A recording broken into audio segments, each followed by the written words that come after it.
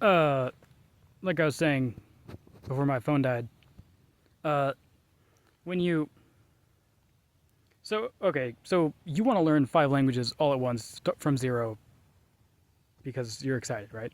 So what you can do is what Alexander Argyes says, and you can do 50 minutes a day in each one. And what'll happen is, unless you're David Goggins, this is just torture. Why? It's just crap. It's just noise. It's not fun. So we're gonna tap out pretty quick. So pretty soon we're just doing 2 or 1, and that's kind of what is natural, right? And then we get good, and we kind of miss. We kind of miss like the feeling you get from while you're learning that language, right? So then we had another one, and then we had another one. Over years, we just keep adding a new one. So what happens is these languages are at different levels, and then we can do different activities that are more germane to them. I don't. Why is it okay? Germane. Okay, just like in the Senate, everything is not germane, or it is germane. So what's germane, or what's congruent for the for this or that language is different kinds of materials, right? So if you're a beginner, you might be white noising audio and hoping that you hear words that you know from English, which works pretty. I mean, it kind of works. You might be watching really boring videos where somebody explains stuff on a whiteboard, like at a kid level. People like that comprehensible input. But as you get more advanced, you might be watching films, television. Maybe in Russian you really like films. I like films. But maybe in Japanese you don't really like films, but the anime is good, right? Or the whatever, right? Or in Spanish, I really like books. The books are really good. There's all these great books in Spanish. It's amazing. But in Portuguese, I'm kind of not impressed. I'm like, these books. I'm sure there's many great ones, but I don't have them, and I don't really know that much about them. Some of them are. Sometimes I do read books in there, but anyway. So there's your level, and there's the kinds of things that interest you in that language, right?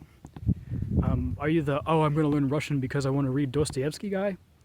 I bet when you can actually read him, you won't, right? Because who cares, right? But that was me. I was like, I want to read Dostoevsky, but then I got good, and I was kind of like, well, there's all this other great stuff I could read. I'd kind of rather I'd read Dostoevsky in English. Why would I read it again? Except just to learn more words or something, just to learn more Russian, but not for the. I don't really care about the Russian Dostoevsky experience because I already got the English Dostoevsky experience, so I want to do a different experience now. But yeah, so then we get good, and as we get better, different things make more sense. So this is kind of why I have become the unholy 5-language polyglot, because I was unwashed when I learned my first language, which was Portuguese, and I should just stay with that one the whole time. Become amazing at Portuguese. That's what everybody says, right? You got to become an absolute bilingual Chad. But then I would just know Portuguese, and who gives a shit, right? So that was kind of the problem I had. If you learn something really useful or something like Japanese or something, it's pretty useful. Yeah, or even Finnish, I think would be more useful, where you could kind of run your life on this and be bilingual. Then good for you. But that is not my Portuguese experience. With Portuguese, it was like this. So I could go to Brazil, I could do lots of cool things with Portuguese, but I couldn't turn my life into being Brazilian because I hadn't figured it out yet, right? So I thought, because I didn't really know anything, I thought, well, I'll just go to Brazil and get a job or something. And I was like, well, that didn't work. They don't really make any money, and it's not legal, and there's all these problems, and it doesn't make sense. So, yeah, that's kind of off topic, but yeah, so if you want to do this, if you want to learn these languages, you can't be in a hurry, because it's just kind of pointless. What we want, though, we want one day to know X number of languages, and we want them to be the languages that we want, right? So it does make sense to start 5 at once, but in practice, unless that works for you, which I doubt it will, it's not going to happen. So what we do instead is we have a long time scale. Where, yes, 10 years from now, in January 2035, 5, I would like to know these languages. For me, I don't know. For modern languages, I want to know them really good, so I don't want to learn too many. And for ancient languages and Esperanto, I just want to read them, right? And for Esperanto, I want to be able to talk to people, but I don't really care if I'm good, right? Because it's like, who gives a shit? So, yeah. So what we do is once you get good enough that the easy stuff becomes pointless, and you move on to the harder stuff, and you kind of miss doing the easier stuff because you liked it. Because if you didn't like it, then you're not going to be a great polyglot, right? Because it's going to take you too long doing that stuff, and you're not going to like it. So I don't know how you're going to deal with that, but I think it's something nice about just like white noising some Russian, man. It's like glug glug glug glug, right? And eventually you start to like that, but then you understand it, and then you're not white noising anymore. You're just understanding what they're saying, and it's like listening to a podcast in English. You don't get the glug glug glug thing. So then we go, Finnish would be great because it sounds really cool, and you don't understand it, but eventually you do understand it, and crap. So this is what happened to me. But even if you do hate that stuff, so each year or something, it takes about a year. I don't know. It kind of depends. You shift over. So each year you're adding a new language. The graph looks like this. I should probably put this on my website. But yeah, it's a graph, and each year you move along the timeline, and you start to hit certain milestones. And then you add a new language so that you can do those old things that you liked. I like watching TV. So I was watching a lot of films in Russian. Eventually I watched all the films that I could possibly be interested in watching. I've listened to tons of films I haven't even watched with audio description. And so eventually I'm kind of thinking, okay, I need to stop with the films. With Russian, it's not really moving me forward. But then I found Japanese, right? With Japanese, there's all these films. Well, there's anime, right?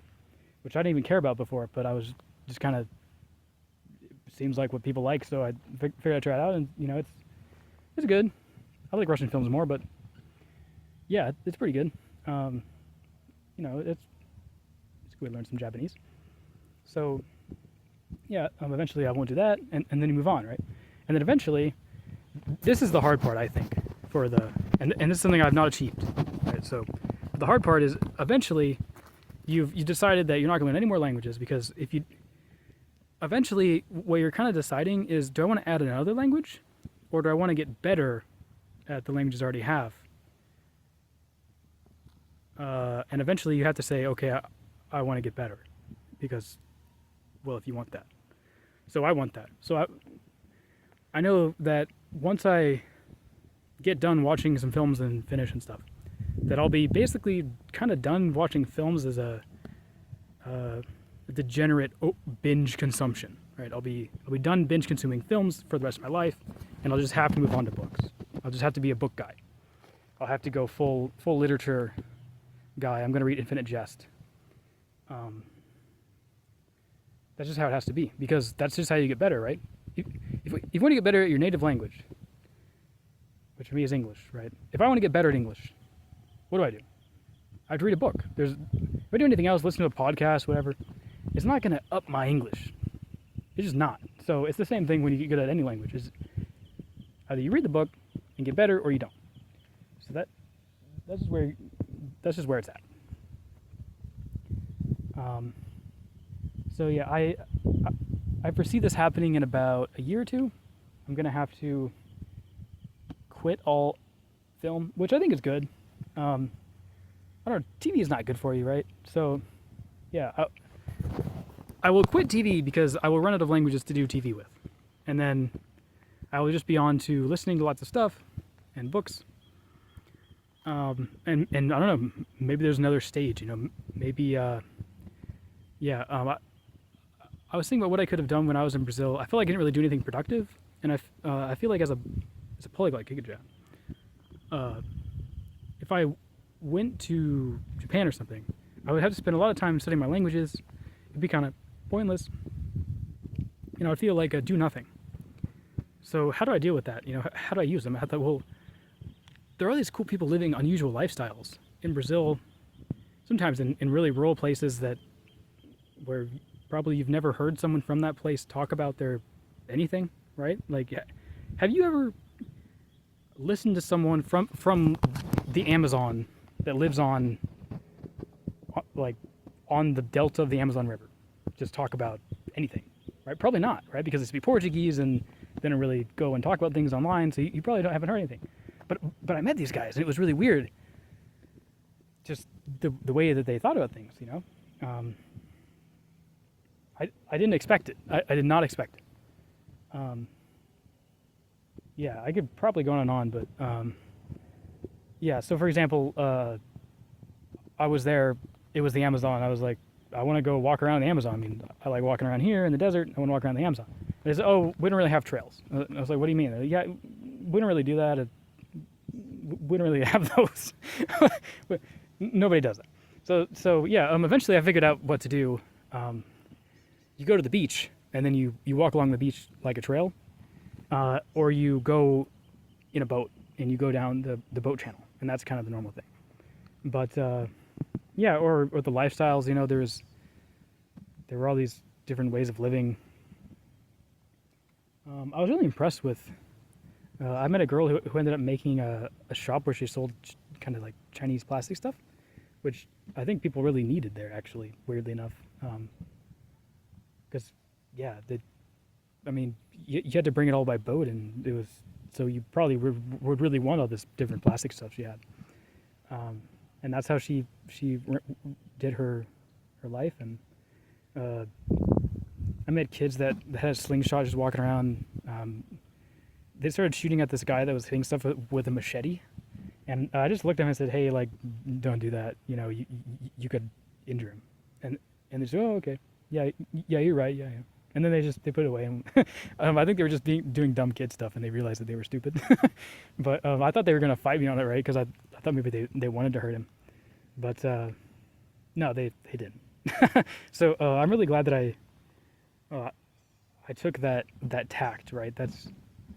That's like the most tactful way, right? Just, hey, probably shouldn't do that. Oh, okay, all right. But as opposed to, hey, what are you doing? Why are you doing that? I don't know. But yeah, I met a guy whose job was basically a gardener. So he'd go to these fancy places like hotels and stuff, and he would wax stuff with a machete all day, and that was his job. And that guy was smart, but also super local and like maybe not that literate. So,